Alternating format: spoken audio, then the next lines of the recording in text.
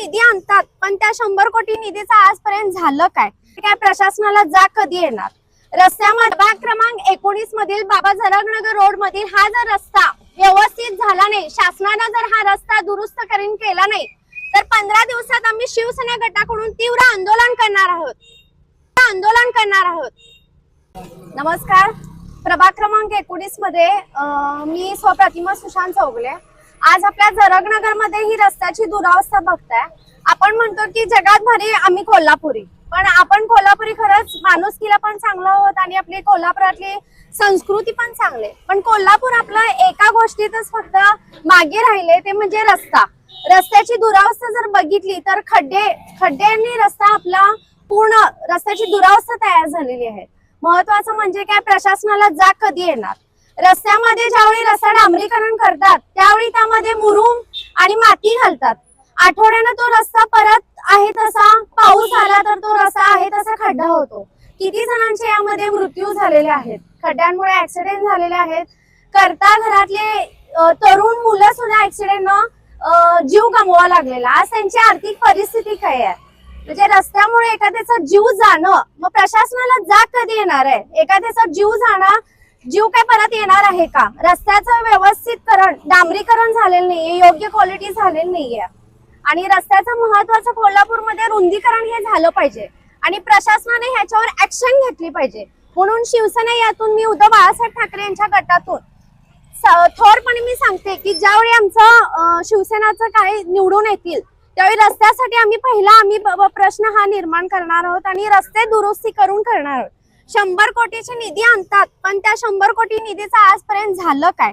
मला एक सांगा, ह्या रस्त्याची तुम्ही दुरावस्था बघताय, लहान मुलं वगैरे भगिनी आपल्या शाळेला घेऊन जातात, तर लहान मुलं मागच्या मागे पडतात। साने गुरुजी मध्ये परवा 4थीची मुलगी ऍक्सिडेंट झाला आणि तिला जीव गमवावा लागला। प्रशासन हे जागा कधी होणार? असे किती जीव अजून घेणार आहेत? हे रस्ता आहे का भकासूर आहे?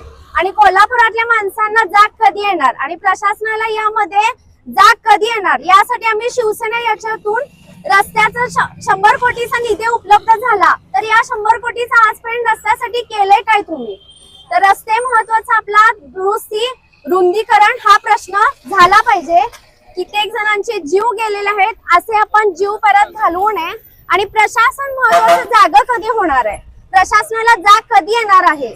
दुसऱ्याचा जीव घेतल्यावर त्यासाठी पहिला रस्ता हा दुरुस्तीकरण झाला पाहिजे, योग्य मार्गदर्शन मिळालं पाहिजे, रस्ता लांबीकरण झालं पाहिजे, योग्य ते व्यवस्थित वाहतूक कोंडी होते।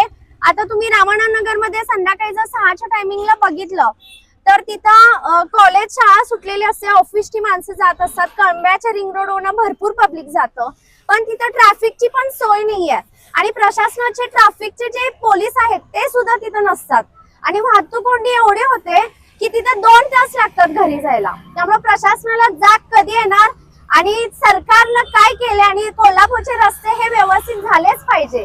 असे किती जणांचे जीव आहेत ते आपण वाचवले पाहिजे आणि महत्वाचे आहेत खड्डे मुक्त आपण कोल्हापूर करू आणि रस्ते आपण चांगले करू।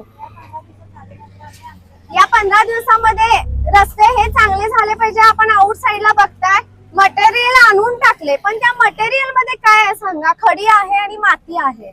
मग ह्याने खरोखरच रस्ते हे सेफ आहेत का? माणसांसाठी का एखाद्याचा जीव जाणार आहेत? योग्य क्वालिटीचे तुम्ही रस्ते का करत नाहीयेत? प्रशासनाकडनं तुम्ही कोटी कोटी निधी घेताय, पण त्या रस्त्यासाठी तुम्ही त्या क्वालिटीचे रस्ते का करत नाहीयेत? तर माझा एकच प्रश्न आहे, प्रशासन जागा कधी होणार आणि कोल्हापूरचे रस्ते कधी होणार? जगात भारी आपण कोल्हापूरकर होणार, पण त्यासाठी आपले रस्ते हे चांगले झाले पाहिजेत। जय हिंद, जय महाराष्ट्र।